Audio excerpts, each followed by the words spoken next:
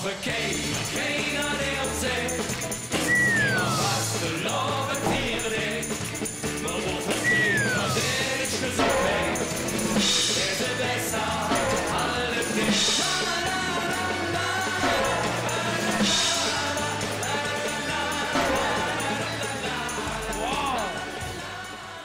Ne, auf jeder Veranstaltung gehört ein schöner Mann.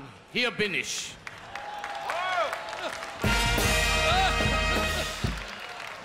Ich sag immer, ein Bier, 2 Schnaps, hast du 0,5, eine Frau, 2 Kinder, hat man 0, nix. Ne? Ich hab nur Pech gehabt vorige Woche, nur Pech.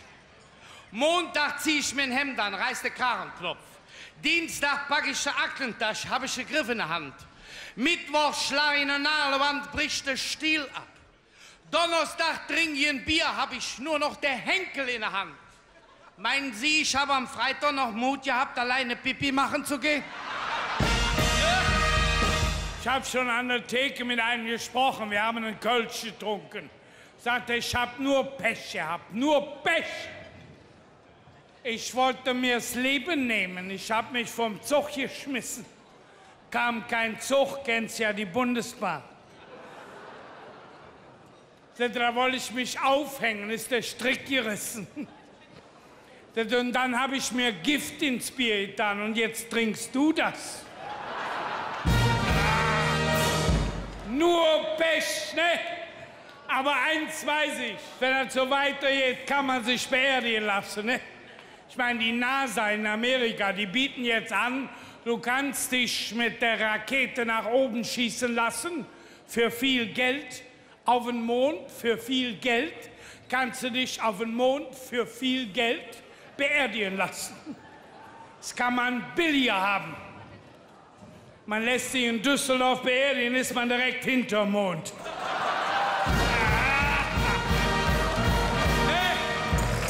Es war los, aber bei uns zu Hause auch. Der Opa fährt mit dem Fahrrad los, der Oma ruft hinterher, wo fährst du hin? Zum Friedhof. Wer bringt das Fahrrad zurück?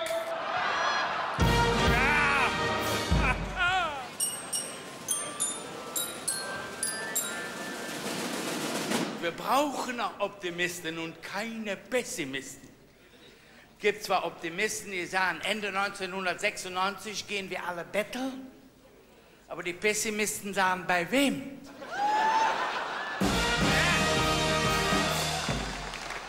Geld ist ja ein Thema, ne? Ich lege mein Geld sowieso in Steuern an, die steigen bestimmt.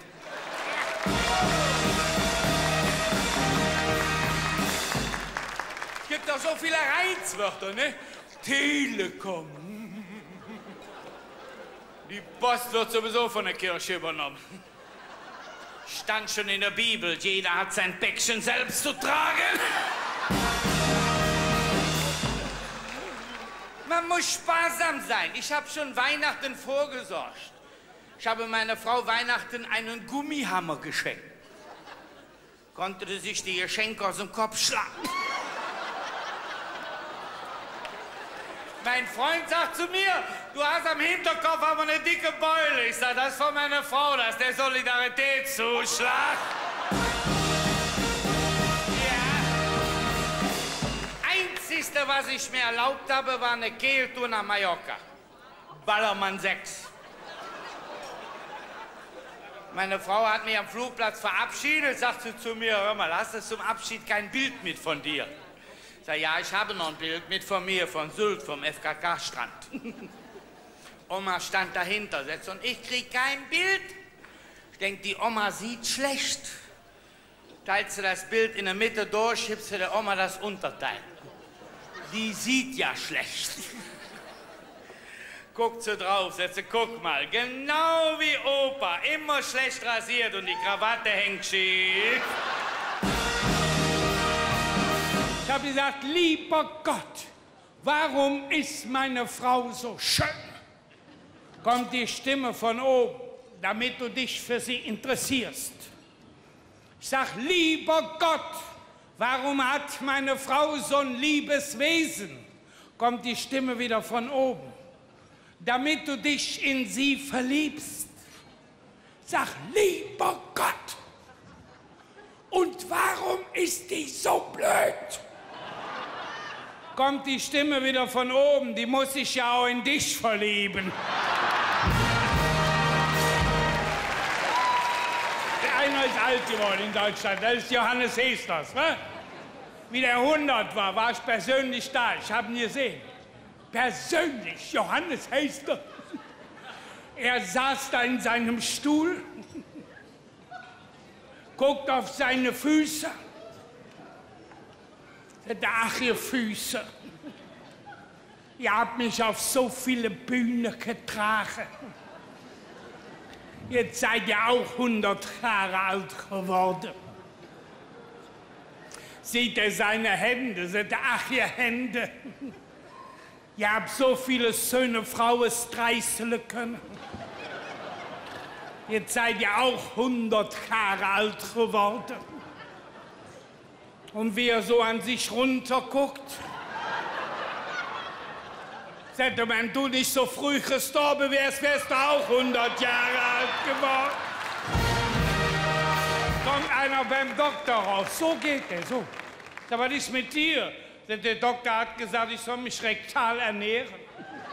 Ich sag, warum gehst du so komisch? Sagt, ich bin eine Bonbon am Lutschen. Machen ja was mit der Gesundheitsreform. Ich habe einen Freund, der hat sich jetzt die Zähne in China machen lassen. Der hat vielleicht ein Gebiss doch. Der kann die Pflaumen durch Gartentürchen essen. Da regen sich alle auf über diese 10 € Praxisgebühr pro Quartal. Bestell dir mal eine Flasche Sekt, da hast du 4 Quartale versoffen hier. Ehrlich, da bist du mit einer Flasche Quartalsäufer. Früher haben sie Witze gemacht über Omas dritte Zähne. Heute sind wir froh, wenn wir sie erben.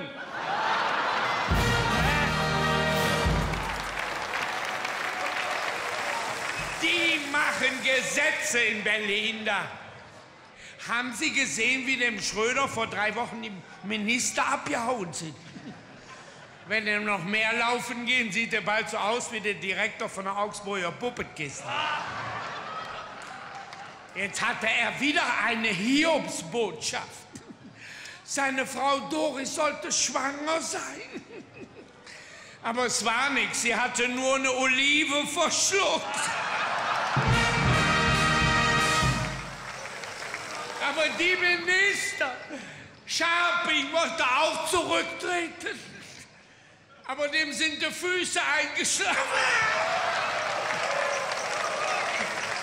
Der Scharping, der hat ja auch Probleme, nicht? Mit der Bundeswehr, die brauchen Geld, die Bundeswehr. Die müssen jetzt tatsächlich die Panzer an die Polizei vermieten. An die Polizei. Können Sie sich das vorstellen? Sie fahren heute Abend nach Hause, kommt die Polizei und sagt, blasen Sie mal in dieses Rohr.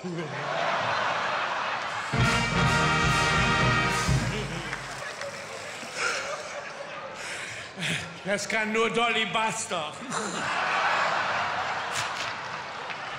Aber die ganze Minister, ehrlich, wie heißt der eine? Eichel. Eichel. Der ist ja so geizig. So geizig. Der fliegt mit dem Bundeswehrflugzeug auf unsere Kosten. Geizig. Jetzt haben sie auf dem Bundeswehrflugzeug schon das Eiserne Kreuz abgemacht. Haben sie schon ein Moorhuhn drauf gemacht. Der ist so geizig. So geizig. Wenn der in eine Anzone reinjubelt, stoppt er sich noch 2 Paar Socken in die Hosentasche. So geizig. Silvester schmeißt er eine Frosch aus dem Fenster und knallt mit der Tür.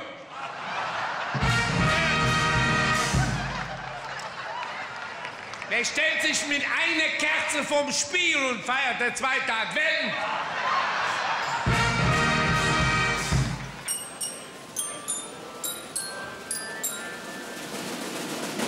Alles wird teurer, das Telefonieren wird teurer, die Post wird jetzt sowieso von der Kirche übernommen. Stand doch schon in der Bibel, jeder hat sein Päckchen selbst zu tragen. Bei den viele Kirchenaustritte, kriegen die nicht mehr so viel Kirchensteuer. Wenn du jetzt beichten gehst, kommst du nicht mehr mit 2 Vaterunser aus. Die haben jetzt einen Bußgeldkatalog. Einmal Lügen, katholische Kirche 50 Mark, evangelische Kirche 30 Mark. Einmal Stehlen, katholische Kirche 100 Mark, evangelische Kirche 80 Mark. Einmal Fremdgehen, katholische Kirche 200 Mark, evangelische Kirche 500 Mark. Ja, da bin ich aber zum evangelischen Pastor. Ich sag, hör mal, warum ist das bei euch so teuer? Die Katholischen nehmen nur 200 Mark dafür. Ach, die wissen doch gar nicht, wie schön das ist. Die Jungs, die leben ja im Zölibat. Zölibat. Meine Frau sagt immer, weißt du, was Zölibat ist? Das ist eine Krankheit. So wie Rheuma. Eine Art Gliederschmerz.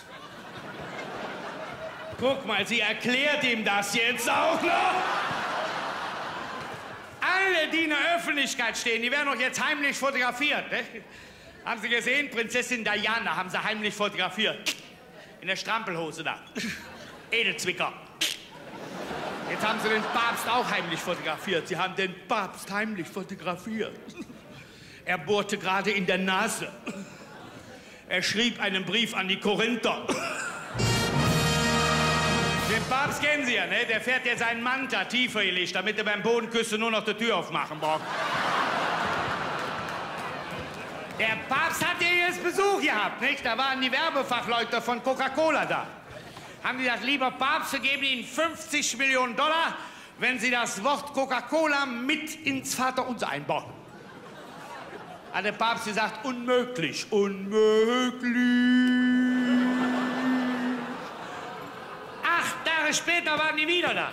Haben sie gesagt, lieber Papst, wir geben Ihnen 100 Millionen $, wenn Sie das Wort Coca-Cola mit ins Vaterunser einbauen. Da ist er nervös geworden, unser Papst. Hat er seinen Sekretär gerufen, hat gesagt, hör mal, Jakob, was haben wir eigentlich damals von den Bäckern bekommen für unser tägliches Brot?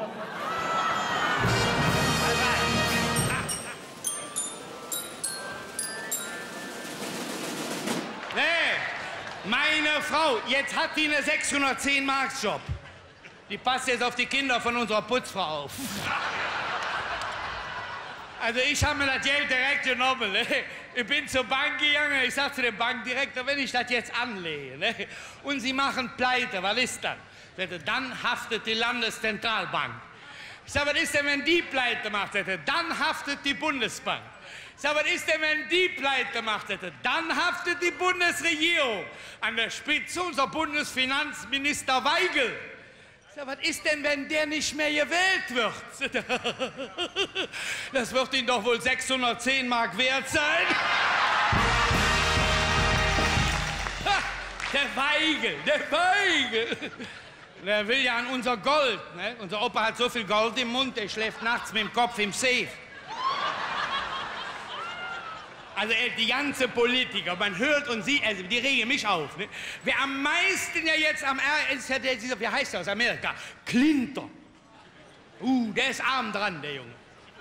Also ich stelle mir das so vor, der stellt sich in der Unterhose vor der Praktikantin und sagt, das ist das Weiße Haus.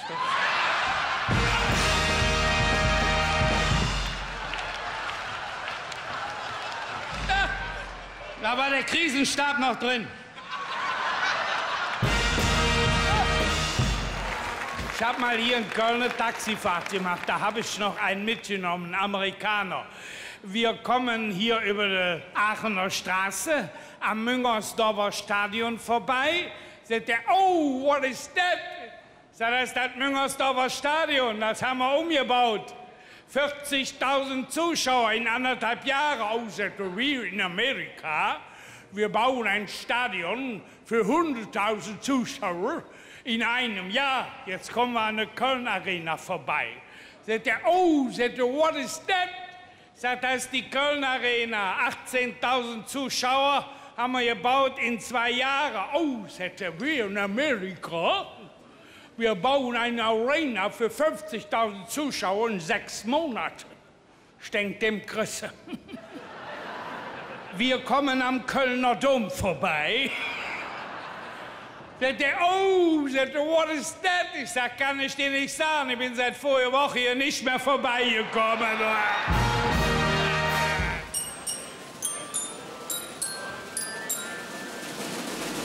Hier, Angela Merkel, die kennen Sie doch, die Sophia Loren für Arme.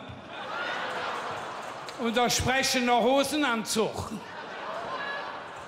Die immer so guckt wie eine Bernardiner, dem sie das Schnapsdönchen geklaut hat. Und jetzt mussten sie sich trennen von diesem einen da, der lange mit der Pläte da. Ja, Laurenz Meyer. Ja, der hat ja auch einen tollen Wahlspruch, ne? Man muss nicht immer nehmen, man muss sie auch mal geben lassen können. Ich sag ja immer, ne? Wenn alle Politiker so nebenbei Geld verdienen. Ich habe eine Zeitung gelesen, wir sind wirtschaftlich schon direkt hinter Kuba. Vorige Woche habe ich der Fidel Castro im Fernsehen gesehen, sagt meine Frau, guck mal, der Thierse, der trägt jetzt eine Uniform.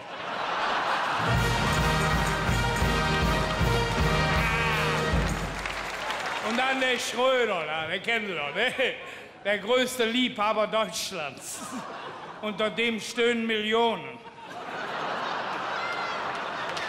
Wenn ich das höre, die CDU sagt, die SPD hat keine Ahnung. Die SPD sagt, die CDU hat keine Ahnung. Und das Schöne daran, die haben beide recht. Ehrlich, wenn ich das schon höre, was haben die uns alles erzählt, ne? Mit Schröder auf der Überholspur in die Zukunft. Von der Geisterfahrer hat keiner was gesagt. Was haben wir jetzt davon? Alle müssen wir sparen. Sparen, sparen. Wissen Sie, wer am meisten gespart hat? Herr Lagerfeld. Haben Sie den mal gesehen? Nur noch Haut, Kultur und Knochen. Überall wird gespart. So ja in England, englische Königsfamilie. Im Buckingham-Palast. Lisbeths Backstube. Haben Sie gesehen, der Prinz Charles, der ist 54 Jahre alt geworden. Camilla hat ihm einen Kuchen gebacken. Mit 54 Kerzen drauf. Die hat der Charles alle mit den Ohren ausgeschlackert. Da. Herr Prinz Charles, immer wenn die Queen hustet, läuft er raus und probiert die Krone auf. Wissen Sie, warum der Charles so hässlich ist? Wie der noch Frosch war.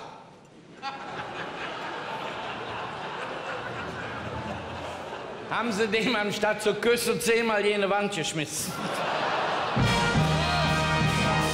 Der heiratet die Camilla. Die haben schon gesagt, wenn die beiden heiraten, wollen sie keine Kutsche haben. Die haben Angst, dass sie die Camilla davor spannen.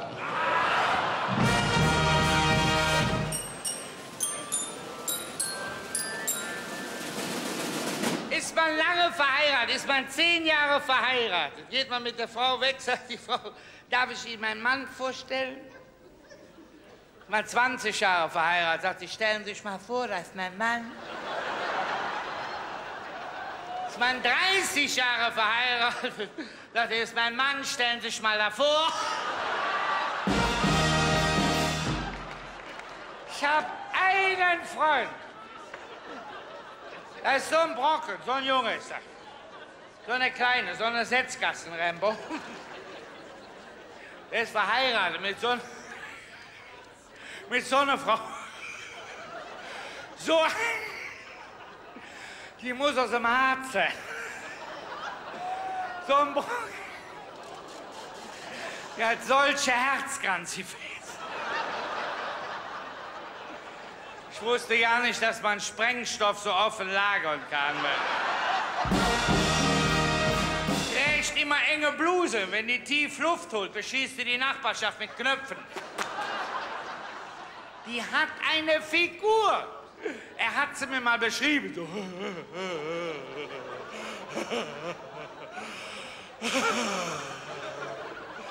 Ich sag, boah, ja, das ist erst der Kopf.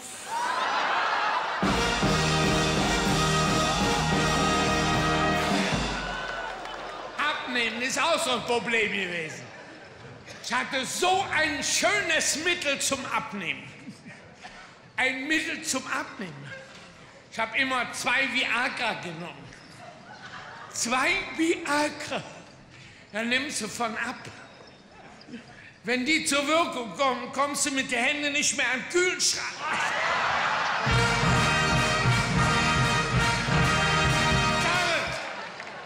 Die haben Mittel, die Pharmazie. Ich war beim Doktor, ich sage, Herr Doktor, ich höre schlecht. Ich höre so schlecht, ich kann meine eigenen Blähungen nicht mehr hören. Da habe ich Mittel für, morgens, mittags und abends. Ich sage, Herr Doktor, kann ich dann besser hören? Ich sagte, nein, aber die Blähungen werden lauter. Hier, da oben, wie heißt das? Hier, BSE. BSE. Ich habe gehört, die Krankheit kann in Düsseldorf nicht auftreten. Da braucht man nämlich Gehirn für. Das ist eine Krankheit. Ich habe so eine Angst vor das Kranken. So eine Angst vor BSE. Ich gehe schon nicht mehr in eine Bäckerei, wenn die Hörnchen verkaufen. Du. Die Krankheit ist schlimm. Lieber BSE. BSE ist so schlimm. Er ist lieber Alzheimer. Alzheimer ist besser. Es ist immer besser zu vergessen, ein Bier zu bezahlen, wie es zu verschütten. Ich habe 3 Omas getroffen, ich höre nur, wie die erste sagt, ich bin jetzt 82. Ich bin so vergesslich. Wenn ich nach Hause komme, weiß ich nicht, habe ich den Hut aufgehängt oder habe ich ihn runtergenommen? Die zweite, ich bin jetzt 85. Ich bin auch so vergesslich. Wenn ich in den Keller gehe, weiß ich nicht, habe ich die Kartoffel geholt oder muss ich sie noch bringen? Die dritte, ich bin jetzt 92. Ich bin überhaupt nicht vergesslich. Toi, toi, toi. Agnes, guck mal nach, wer da geklopft hat. Aber man kann ja jetzt in Deutschland Gehirnzellen transplantieren. Ja, ich war hier in Köln in der Uniklinik, habe ich gefragt bei der Bergdoktor, was kostet das? Sagte, pass auf, 10 Gehirnzellen von einem aus dem Fürgebirg kosten 200 Mark. 10 Gehirnzellen von einem aus Köln kosten 500 Mark. Und 10 Gehirnzellen von einem aus Düsseldorf kosten 1000 Mark. Sag, warum sind denn die von den Düsseldorfern so teuer? Sagte, was meinen Sie, wie viel Düsseldorfer wir brauchen, bis dass wir 10 Gehirnzellen...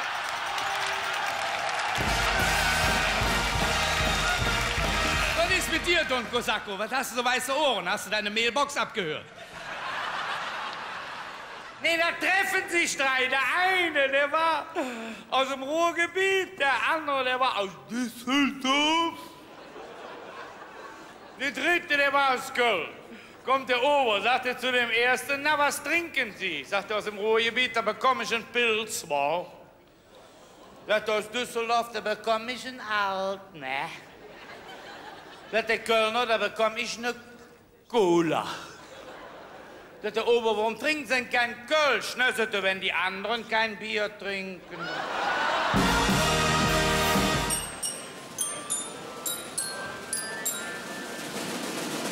Meine Frau sagt zu mir, das hast du alles aus dem Fernsehen. Du gehst jetzt mal raus in die Stadt und kaufst mal was Ausgefallenes zu essen. Du gehst jetzt mal in die Stadt und kaufst Schnecken. Ich bin in die Stadt gegangen, ich habe 40 Schnecken gekauft. Habe ich mir alle in die Tasche getan. Auf dem Heimweg habe ich noch einen Kumpel getroffen, haben wir 1, 2, 3, 4, 5 Stunden Bier getrunken. Oh, da fehlen mir die Schnecken. Ich denke, deine Frau reißt dir den Kopf ab. Ich nach Hause, vor der Haustüre habe ich die Schnecken schön in 2er Reihen aufgestellt.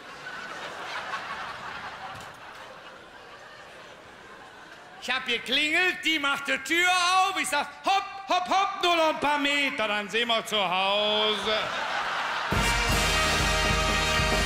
Ich musste letzte Woche noch in die Schule kommen. Die Lehrer, ihr Sohn ist ja so begabt, der kann ja malen, der kann ja zeichnen. Der hat letzten Sommer auf der Schulwand einen Geranientopf gemalt. Der war so echt. Unser Hausmeister hat dem 3 Wochen Wasser gegeben. Ich sag, da ist ja noch ja nichts. Der hat bei uns zu Hause auf dem Kachelofen Claudia Schiffer oben ohne gemalt. Der Opa hat schon zweimal den Finger verbrannt. Ja. Ich habe ja diese Nacht noch geträumt. Ich habe geträumt, ich hätte einen riesengroßen Champignon gegessen. Ein riesen Champignon. So ein Champignon. Wie ich heute Morgen wach wurde, war das Kopfkissen weg. Jetzt fahre ich immer mit meiner Tochter Deborah durch den Wald mit dem Mountainbike. Vorige Woche sind wir mit dem Mountainbike gefahren. Hat die Deborah doch glatt mit dem Mountainbike eine kleine Biene überfahren. Sagt Deborah, das ist nicht gut.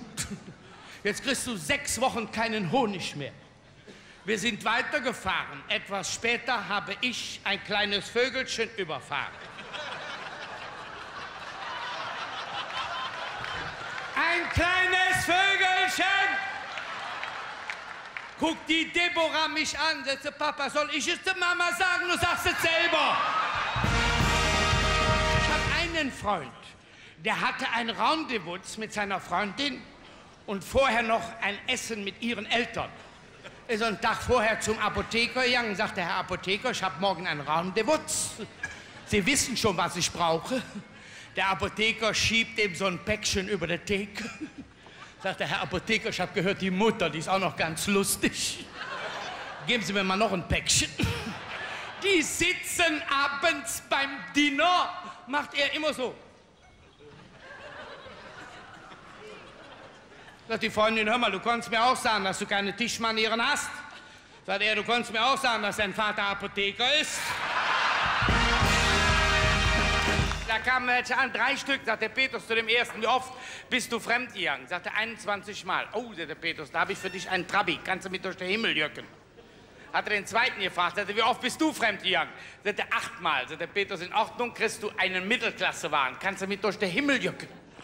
Hat er den dritten gefragt, sagt er, wie oft bist du fremdgegangen? Sagt er, überhaupt nicht. Sagt der Petrus, da habe ich für dich einen Cadillac, Cabrio. Schönste Auto, kannst du mit durch den Himmel jöcken? 3 Tage später sitzt er in dem Auto, ist am Heulen, ist am Weinen. Kommen die 2 anderen und sagen, hör mal, warum weinst du? Du hast von uns allen hier das schönste Auto.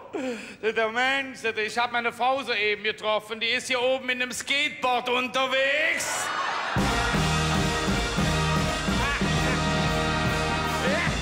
Meine Frau, ich habe meine Familie vergrößert. Meine Frau hat Zwillinge bekommen. Ich habe sie vorgestern im Krankenhaus besucht. Sie hatte die beiden Bengel im Arm. Ich war nervös. Mir jitschten die Tränen aus den Augen. Ich sag, Frau, ich habe es nicht gewollt. Setze, beruhig dich, du hast es doch nicht getan. Ja. Meine Frau sagt doch glatt diese Tage zu mir, hör mal, die sexuellen Erwartungen hast du bei mir aber nicht erfüllt. Ich sag, Moment. Als ich dir vor der Ehe versprochen habe, dass ich diese Lücke in deinem Leben schließen werde, habe ich nicht gewusst, wie groß sie ist.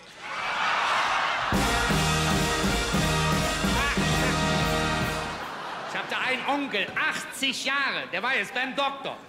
Jetzt hören Sie mal, Herr Doktor, ich packe das nicht, Meine Frau ist schwanger. Dr. Hut ab für ihn, 80 Jahre. Hören Sie mal, Herr Doktor, das pack ich nicht. Meine Frau ist 35 und ich bin 80 und die ist schwanger. Das pack ich nicht. Doktor, hören Sie mal, da muss ich Ihnen mal eine Geschichte erzählen. Stellen Sie sich mal vor, Sie sind Jäger. Sie gehen durch den Wald, kommt Ihnen ein Hase entgegen. Sie haben keine Flinte mit. Sie nehmen Ihren Spazierstock, legen an, sagen Ping und der Hase fällt tot um. Hören Sie mal, Doktor, jetzt wollen Sie mich wohl am Arm nehmen, wa? Da muss da wohl ein anderer geschossen haben, sagt der Doktor. Sehen Sie, jetzt packen Sie es doch.